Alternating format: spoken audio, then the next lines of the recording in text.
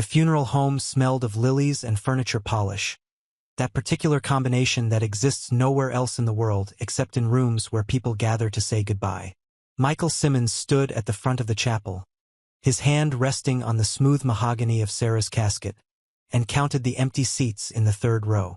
2 chairs, side by side, reserved with small cards that read, "Family of the groom." The irony wasn't lost on him.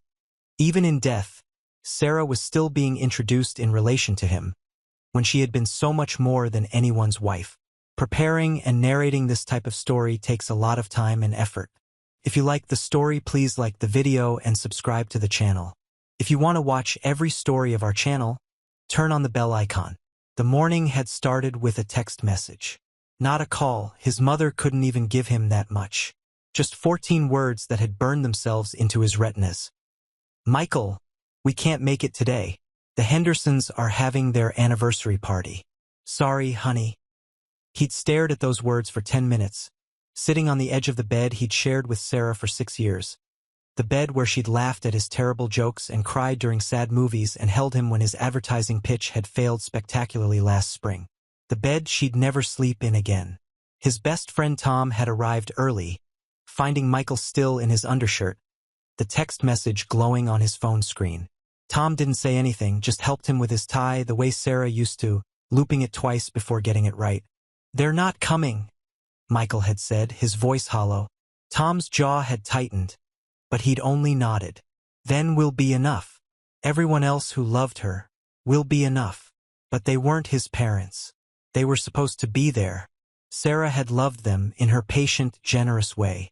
She'd spent 3 Thanksgivings trying to get his mother's pot roast recipe right, had listened to his father's long stories about his accounting firm, had bought them thoughtful birthday gifts they'd barely acknowledged, and they couldn't skip the Hendersons' anniversary party for her funeral.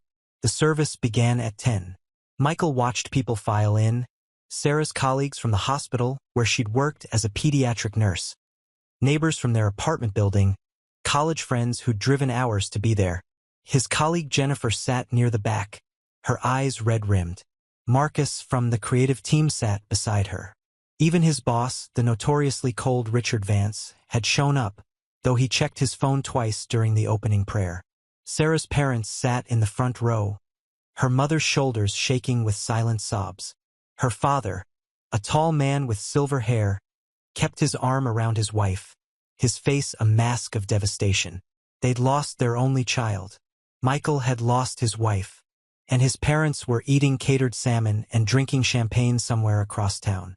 The pastor, a kind woman named Reverend Chun who'd met Sarah exactly once, 3 days ago, when Michael had stumbled through stories about his wife, spoke about love and loss and the brevity of life.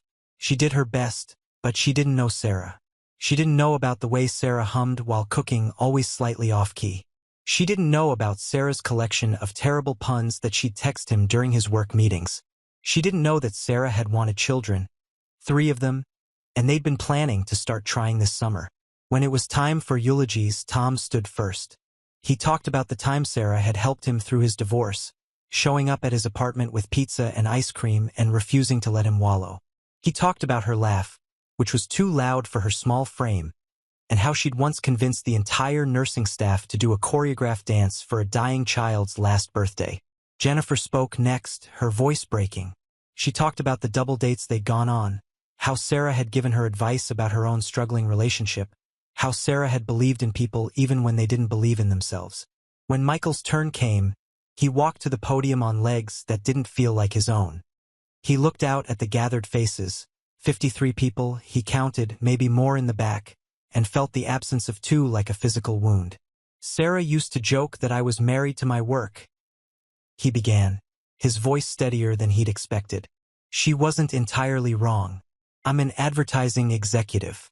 I create campaigns that convince people to buy things they don't need, to believe in brands that don't care about them. The cynical work sometimes, but Sarah saw the art in it. She'd look at my sketches and pitches and find the humanity I'd buried under market research and focus group data." He paused, gripping the edges of the podium. 3 weeks ago, Sarah was diagnosed with an aggressive form of cancer. 3 weeks. We got 3 weeks from diagnosis to... His voice broke. He steadied himself. She spent those weeks calling everyone she loved, making sure people knew they mattered to her. She wrote letters to the children in her ward. She organized her recipes so I wouldn't starve. She even picked out this dress. He gestured to the casket, where Sarah lay in a simple blue dress she'd chosen with surprising calm. She said she wanted to look like herself, not like someone trying too hard. The chapel was silent except for the sound of crying. The last thing she said to me was, "Make something that matters, Michael. Stop hiding behind other people's dreams." I didn't know what she meant then. I think I'm starting to understand now. He returned to his seat beside Sarah's parents. Her mother reached over and squeezed his hand, and that small gesture almost undid him completely. The service ended. People filed past the casket, leaving flowers and touching the polished wood and saying quiet prayers. Michael stood there, receiving condolences, hearing the same phrases again and again. She's in a better place.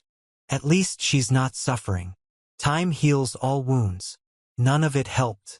None of it brought her back. None of it filled the 2 empty seats in the 3rd row. At the cemetery, rain began to fall. A light drizzle that matched the miserable gray of Michael's soul. They lowered Sarah into the ground, and Michael threw in a handful of dirt, the sound of it hitting the casket like a door closing forever. Sarah's mother collapsed against her husband, and Michael wanted to collapse too, but he couldn't. He had to stand there. He had to be strong.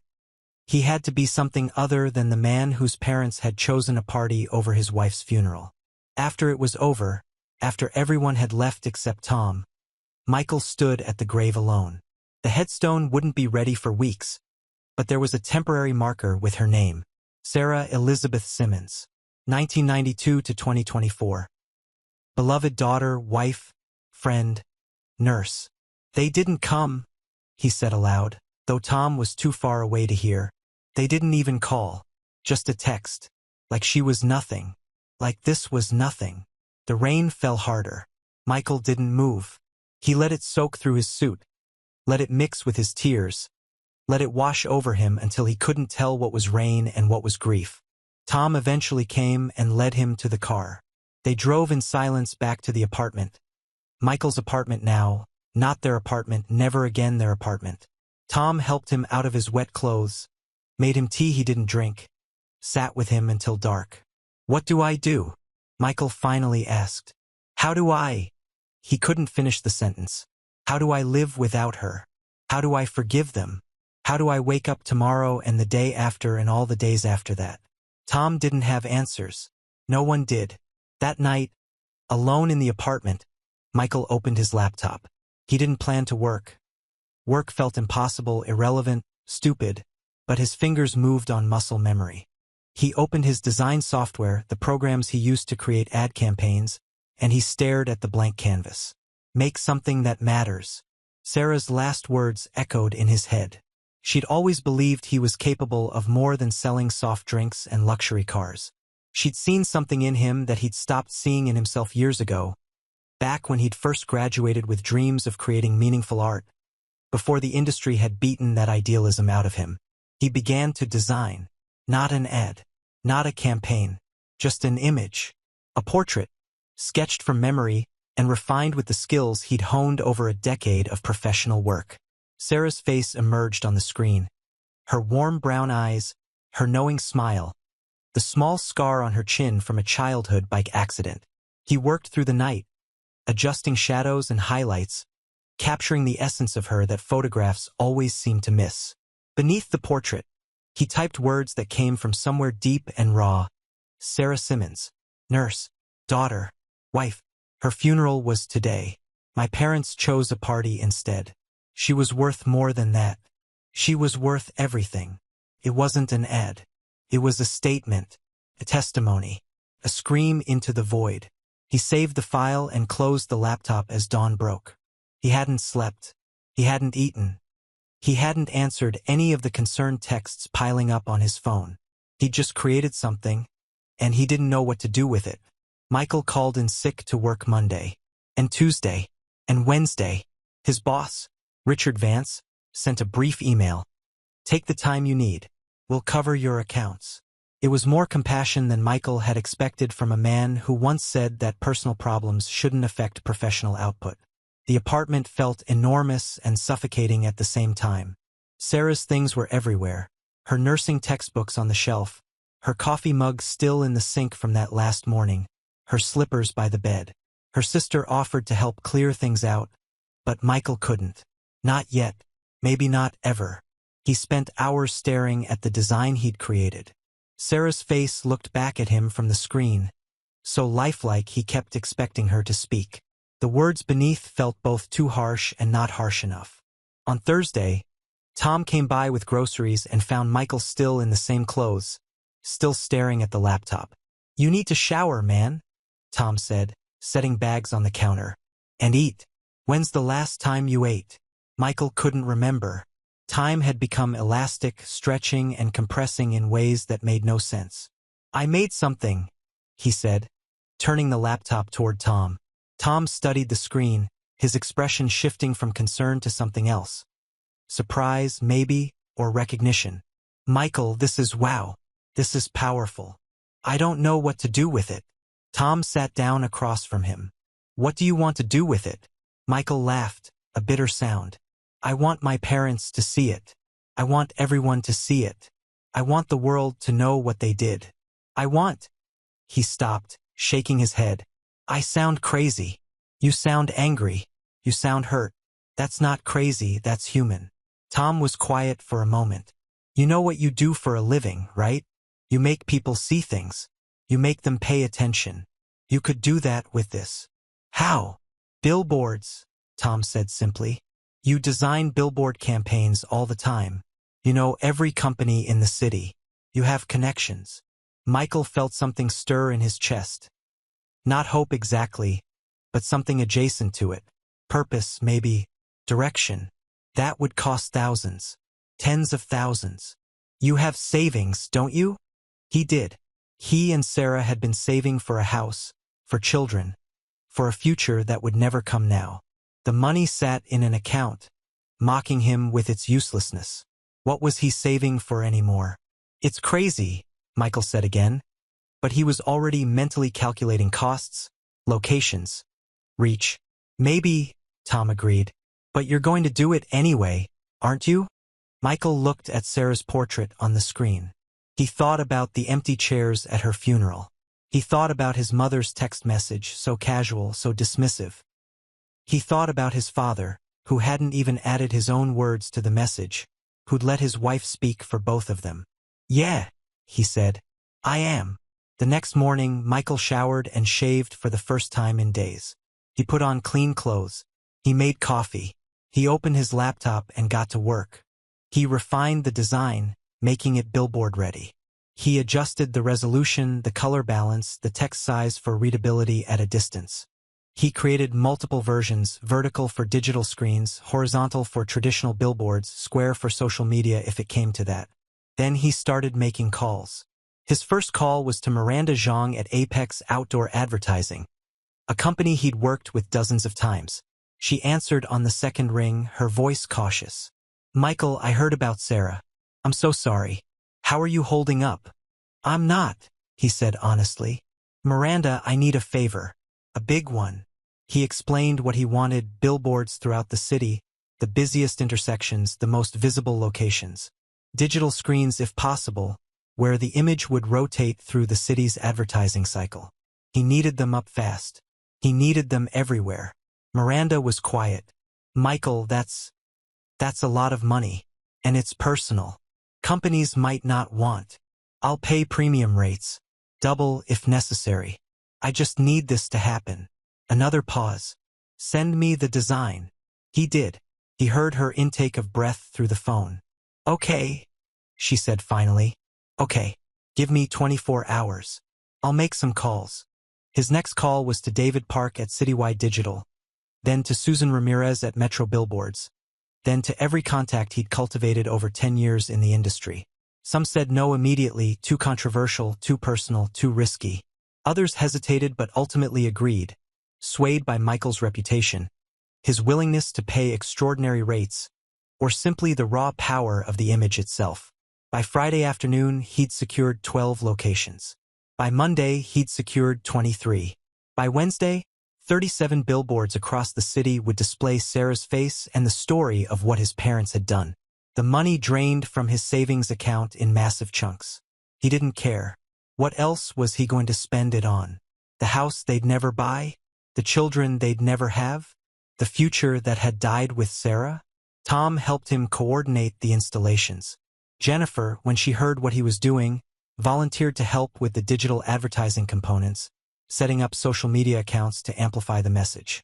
Marcus offered to handle the technical side, making sure the images uploaded correctly to the digital billboards. "Are you sure about this?" Jennifer asked on Tuesday night, as they reviewed the final layouts in Michael's apartment. "Once these go up, there's no taking them back. Your parents, they're going to see them. Everyone's going to see them." "Good," Michael said. "That's the point. But your relationship with them." "What relationship?" Michael's voice was sharp. "They skipped Sarah's funeral for a party. They texted their regrets like they were canceling dinner plans. There's no relationship to save." Jennifer exchanged a glance with Tom, but neither argued further. The billboards went live Thursday morning at 6 a.m. Michael didn't sleep the night before. He drove through the city in the pre-dawn darkness with Tom, watching as the first images flickered to life on the digital screens. Sarah's face, 20 feet tall, looking out over the traffic on the expressway. The text clear and stark beneath her portrait. They drove to another location and another. 12 billboards total went live that morning. By noon, 13 more. By evening, all 37 were operational. Michael's phone started ringing by 9 a.m. His mother, 32 missed calls. His father, 18. Text messages poured in, first angry, then desperate, then pleading. He didn't read them. He didn't answer. But other calls came too. Local news stations wanting interviews. Radio hosts asking him to come on air. A producer from a morning show reaching out through his work email. And the emails from strangers began to fill his inbox. Dozens, then hundreds, then thousands. People who'd seen the billboards. People who'd lost loved ones to similar betrayals. People who'd been overlooked and dismissed and treated as if their grief didn't matter. People who saw Sarah's face and felt seen themselves. "You're going viral," Marcus said, showing him his phone. Someone had photographed one of the billboards and posted it on social media. It had been shared 40,000 times in 6 hours. "Michael, this is huge." He stood at his apartment window, looking out at the city where Sarah's face now watched over millions of morning commuters. He felt empty and full at the same time, purposeful and lost, vindicated and hollow. His phone buzzed. Another call from his mother. He let it go to voicemail. Then, on impulse, he listened to the message. "Michael, please call us back. We need to talk about this. You're making a spectacle. You're embarrassing the family." The Hendersons called. They saw, "Please, honey, take those awful signs down. We can talk about this. We're sorry we missed the funeral, but this is too much. This isn't how we raised you. Call us, please." Michael deleted the message. Then he blocked both of his parents' numbers. "What now?" Tom asked, appearing beside him at the window. Michael didn't know. The billboards would run for a month. That's what he'd paid for. 30 days of Sarah's face overlooking the city. 30 days of his parents confronting their choice every time they left the house. 30 days of the message spreading. But after that, he didn't have a plan for after. "Now we wait," he said finally, "and we see what happens." The story hit the local news Friday morning. Michael woke to find a news van parked outside his apartment building. A reporter named Allison Wade knocking insistently on his door. He ignored her, but she left a card with a note. "Your story matters. Let me help you tell it." By evening, the story had spread to national outlets. CNN ran a segment. The New York Times wrote an article. Twitter exploded with opinions, some praising Michael's raw honesty, others condemning him for publicly shaming his parents, still others debating the ethics of grief, obligation, and family loyalty.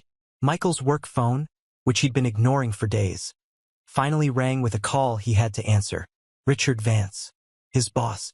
Michael, I need you to come into the office. Now. I'm on bereavement leave. Now, Michael. He went.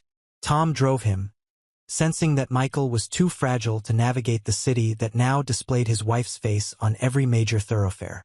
Richard's office was on the 40th floor, all glass and steel and expensive minimalism. Richard sat behind his desk, his expression unreadable. Sit. Michael sat.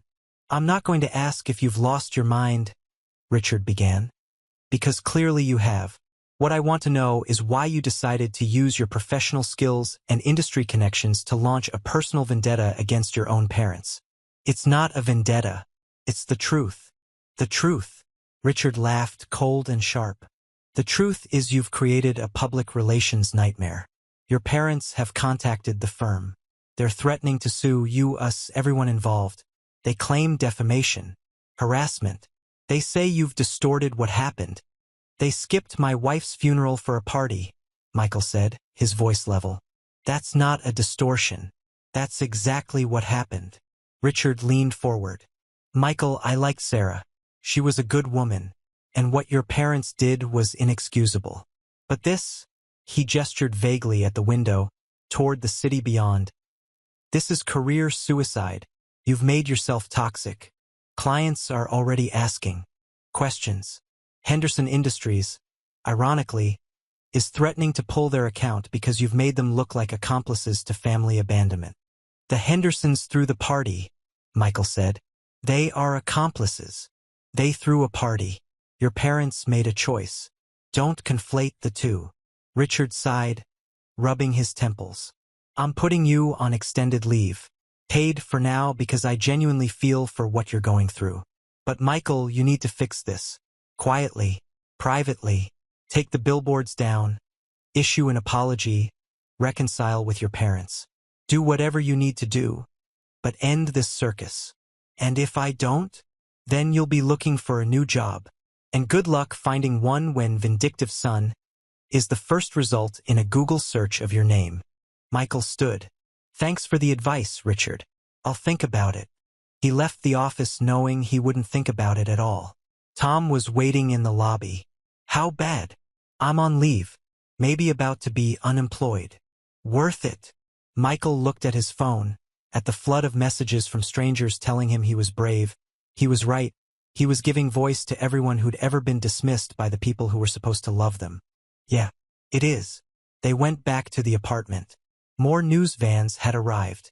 Michael pushed through reporters shouting questions, Tom running interference, until they made it safely inside.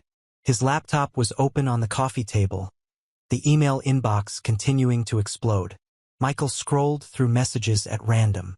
From Grace in Oregon. My mother-in-law skipped my wedding because she didn't approve of me. Thank you for making people see how much these absences hurt. From Daniel in Texas. My father missed my daughter's baptism for a golf tournament. I've carried that for 7 years. Your billboards made me realize I'm not alone. From Yuki in California. I lost my husband last year. His family didn't come to the funeral because it wasn't their style to mourn publicly. Your wife deserved better. You all did. Hundreds of stories. Each one a small tragedy of neglect and dismissal. Michael realized he'd accidentally tapped into something universal. The pain of being treated as secondary by the people who should prioritize you most. His phone rang. Unknown number. He answered without thinking. Michael Simmons? A woman's voice, professional but warm. Yes. My name is Catherine Torres. I'm a producer for The Morning Light. It's a national talk show. I know what it is. Right? Of course. Mr. Simmons, we'd like you to appear on the show. Tell your story in your own words. We're prepared to offer. No. Michael hung up. The phone rang again immediately. Different number. He ignored it. Tom, watching this, said quietly, you know people want to hear from you, right? You've started something. You could use that. Use it for what? To become famous for being the guy whose parents suck? No thanks. To talk about grief. About Sarah. About how we treat the people we're supposed to love. Michael, you have a platform now. Accidentally, sure, but you have it. Sarah would tell you to use it for something good. Michael closed his eyes. Sarah would say that. She'd see the opportunity in the chaos, the chance to turn pain into purpose. I don't know if I can. I don't know if I'm strong enough. You put your wife's face on 37 billboards across the city. You're plenty strong. That evening, Michael called Catherine Torres back. I'll do the interview, but only if I can control the narrative. I talk about Sarah, who she was, what she meant, how we grieve the people who matter. I'm not interested in family drama. We can work with that, Catherine said. Taping is Monday. We'll send a car. Saturday morning, Michael woke to find his apartment building surrounded by protesters. Not against him, for him. 24 people holding signs. Parents should show up, and grief matters, and Sarah deserved better. Someone had brought flowers, leaving them in a growing memorial on the sidewalk outside. Michael went downstairs, still in his pajamas and a jacket. A young woman with blue hair approached him tentatively. Are you Michael? He nodded. I'm Samantha. I organized this. I hope it's okay. We wanted you to know you're not alone. My parents missed my baby's funeral because they were too busy. I saw your billboards and I felt, I don't know, seen. So thank you. Michael didn't know what to say. He looked at the small crowd, mostly young people, mostly holding their own stories of absence and hurt. Thank you for being here. Sarah would have loved this. She always believed in people showing up for each other. The crowd stayed all day, a quiet vigil of solidarity. News outlets covered it, which brought more people. By evening, 50 people stood outside Michael's building, their phone flashlights creating a sea of light in the gathering dusk. Michael's parents finally showed up at 7 p.m. He saw them from his window first. His mother in a cream blazer, his father in his usual business casual, both looking deeply uncomfortable as they navigated through the crowd. The protesters recognized them. Michael couldn't hear what was said, but he saw people pointing, saw his mother's face redden, saw his father put a protective hand on her arm. They made it to the building entrance. The intercom buzzed. Michael, it's your parents. We need to talk. Now. Tom, who'd been there all day, looked at Michael. You don't have to let them up. But Michael buzzed them in. This conversation had been inevitable since the first billboard went live. They stood in his apartment doorway, his mother's eyes immediately going to the photos of Sarah still covering the walls. His father looked older than Michael remembered, tired and defeated. Can we come in? His mother asked, her voice strained. Michael stepped aside. They entered hesitantly, perching on the edge of the couch like visitors in a stranger's home. Nobody spoke for a long moment. Then his mother said, Michael, you have to take those signs down. This has gone too far. We're being harassed. People at church are asking questions. Your father's colleagues have seen them. The Hendersons are devastated. The Hendersons are devastated? Michael's voice was dangerously quiet. Sarah is dead, and you chose their party over her funeral. But they're devastated. His father cleared his throat. Son, we made a mistake. We admit that. But we'd already RSVP'd. We'd committed. We didn't know how to. How to what? How to send your regrets to the Hendersons instead of your son. How to prioritize your dead daughter-in-law over free champagne. His mother flinched. That's not fair. We didn't know it would matter so much. You didn't know my wife's funeral would matter? Are you hearing yourself? We thought there would be so many people there, she continued, her voice rising defensively. We thought you'd have support. We didn't think 2 more people would make a difference. You're not 2 more people. You're my parents. You're supposed to be there. Not for the crowd. For me. His father stood. We're here now. We're here to fix this. Tell us what you need. Michael laughed, hollow and bitter. I needed you last week. I needed you standing beside me while they lowered my wife into the ground. I needed you to care more about my grief than your social obligations. But I didn't get that. So now I don't need anything from you. Michael, please. No.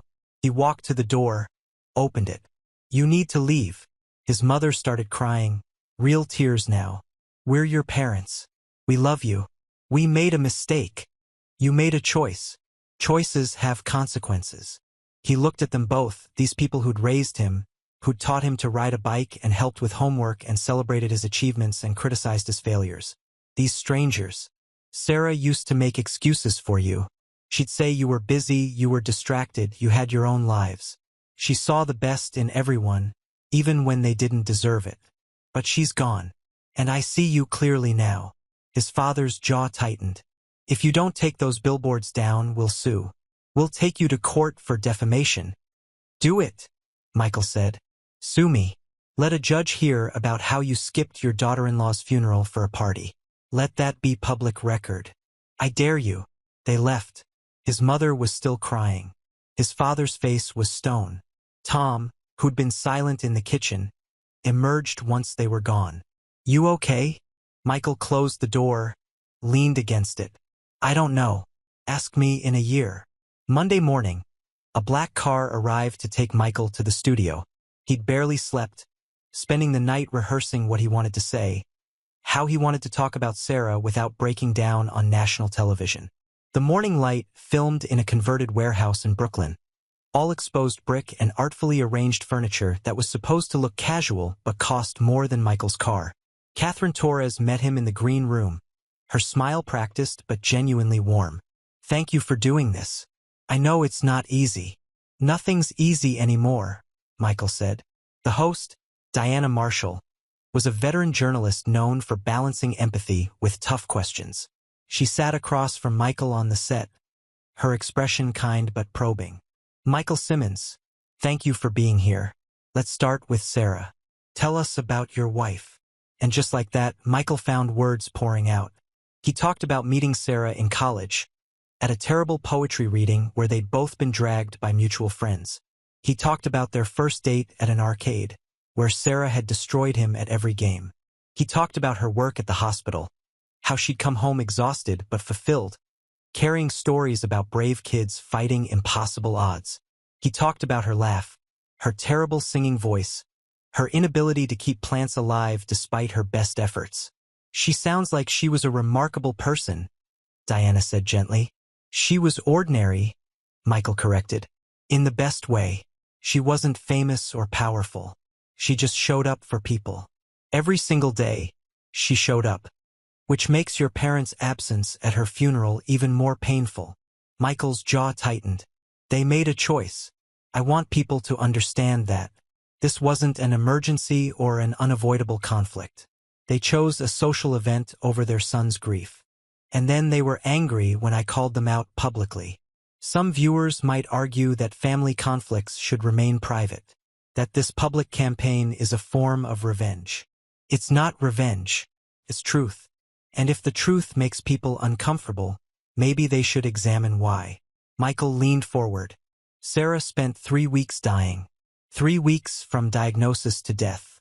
In that time, she made peace with everyone in her life. She called old friends. She wrote letters. She said her goodbyes with grace and intention. And my parents couldn't find one afternoon to say goodbye to her. That's not a private matter. That's a symptom of a larger problem, how we've normalized absence, how we've made excuses for the people who should be most present in our lives. The interview aired Wednesday morning. By noon, it had been viewed 3 million times online. By evening, 8 million. The hashtag show up for each other trended on Twitter. Think pieces proliferated. Some supporting Michael, some accusing him of weaponizing grief, most falling somewhere in between. Michael's inbox exploded again. But this time, it wasn't just strangers sharing their stories. Organizations reached out, grief counseling centers, family therapy practices, advocacy groups for better compassionate care policies in workplaces. A publisher inquired about a book. A documentary filmmaker wanted to explore themes of modern family disconnection. Richard Vance called. I'm watching you on morning TV. You know that, right? I'm watching you become famous for airing family drama. Is this the call where you fire me? Michael asked, too tired to care. It's the call where I tell you Henderson Industries pulled their account. So did Luxor Cosmetics. 3 other clients are reviewing their relationship with the firm. A pause. But Sunrise Health Systems wants you specifically. They saw your interview. They want a campaign about showing up for each other, about prioritizing people over profit. It's a $20 million account, Michael. The biggest in the firm's history. And they'll only work with you. Michael was silent. So no, I'm not firing you. I'm promoting you. Senior Creative Director. Effective immediately. You take the Sunrise account, you build a team, you run with this. Turn your pain into something profitable. That's cynical, even for you, Richard. That's business. But it's also an opportunity. You wanted to make something that matters? Here's your chance. Sarah told you to stop hiding behind other people's dreams. This is your dream now. What are you going to do with it? Michael hung up and stared at his laptop, at Sarah's face still looking out from 37 billboards across the city. Make something that matters. I need help, he said to Tom, who'd been listening to the call on speaker. I need a team. I need people who actually care about this stuff. Grief, family, showing up, all of it. I can't do this alone. You're not alone, Tom said. You've got me. You've got Jennifer and Marcus. And you've got thousands of people out there who believe in what you're doing. Over the next week, Michael assembled his team. Jennifer agreed to join as art director. Marcus took on the tech side, managing digital integration. They hired Samantha, the blue-haired protester who'd organized the vigil, as community liaison, tasked with keeping the campaign connected to real people's stories. Tom formally left his own firm to become Michael's director of strategy. The Sunrise Health System's brief was simple. Create a campaign that humanizes healthcare, that reminds people why they chose medicine, that encourages families to be present during medical crises. Everything Michael had learned in 3 weeks of devastating loss, packaged for mass consumption. Felt exploitative. Felt necessary. It felt like Sarah's voice in his ear, telling him to turn this grief into something that could help others. They worked 18-hour days, fueled by coffee and grief and determination. The campaign launched 3 months after Sarah's funeral. Not billboards this time, but something more intimate. A series of short films featuring real families, real grief, real absence and presence. Michael directed them himself, his advertising skills finally aligned with his values. The centerpiece was a 60-second spot that aired during the Super Bowl. It showed empty chairs at graduations, weddings, hospital rooms, funerals. Then it showed the same scenes with those chairs filled. The tagline, written in Sarah's honor, "The most important place you can be is there." It won every advertising award that existed. More importantly, it started conversations. Companies implemented better bereavement policies. Families had difficult talks about priorities. The phrase "showing up" became shorthand for a cultural shift toward presence over productivity. Michael's parents never apologized. They sent a lawyer's letter demanding he remove the billboards, which he did, not because they asked, but because the month had ended. They appeared on a rival morning show, painting themselves as victims of their son's cruelty. The interview backfired spectacularly.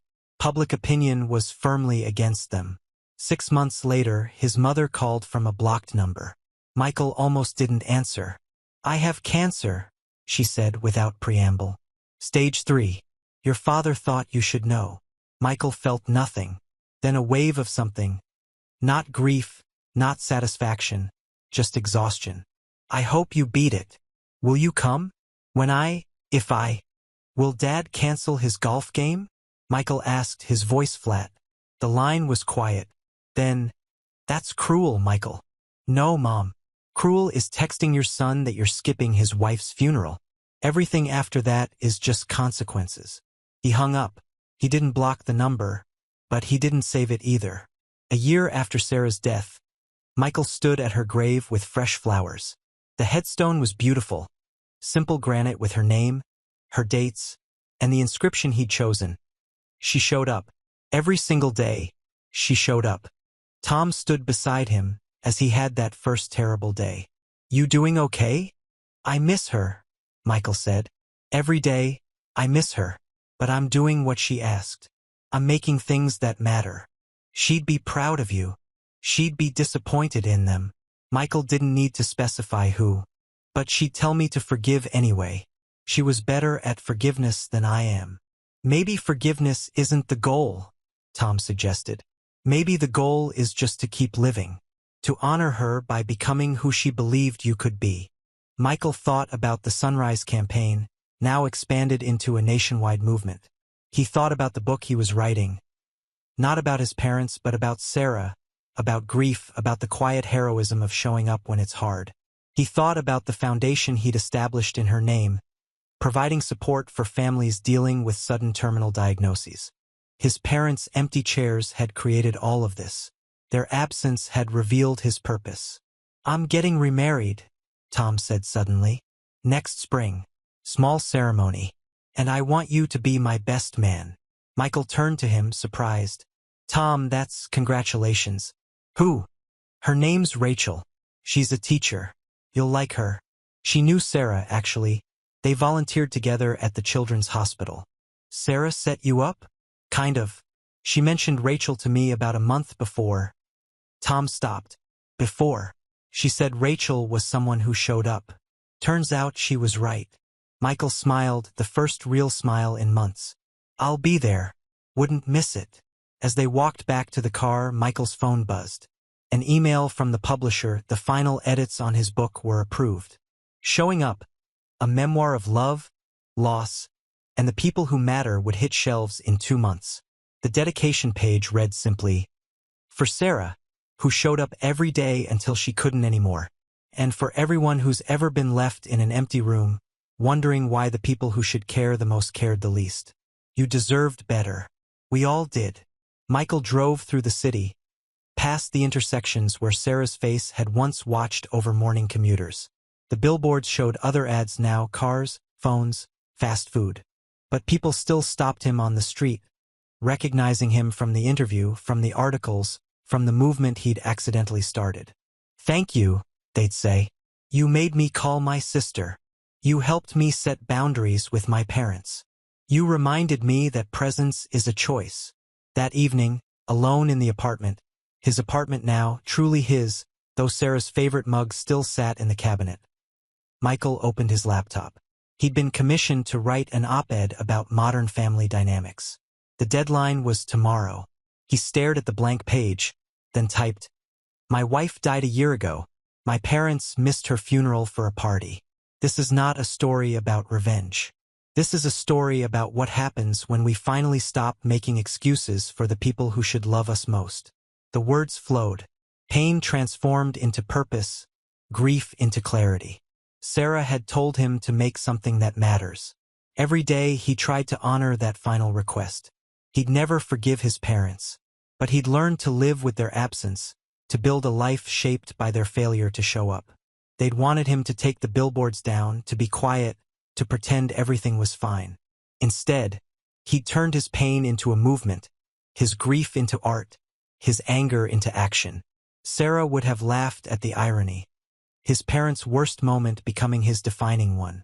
She would have seen the poetry in it, the way tragedy could transform into purpose if you were brave enough to face it. Michael saved the document and closed his laptop. Tomorrow he'd finish the op-ed. Tomorrow he'd meet with the foundation board. Tomorrow he'd continue building a life without Sarah, shaped by everything she'd taught him about showing up. But tonight, he'd light a candle, look at their wedding photo, and simply remember the woman who'd believed he was capable of more than selling soft drinks and luxury cars. She'd been right. Thank you for listening to this story about love, loss, and the courage to demand better from the people who should cherish us most. Michael's journey reminds us that sometimes the most painful betrayals can become catalysts for profound change, not just in our own lives, but in the world around us. If the story resonated with you, I invite you to subscribe to our channel. We share powerful narratives like this one every week. Stories about real human experiences, difficult choices, and the strength we find in our darkest moments.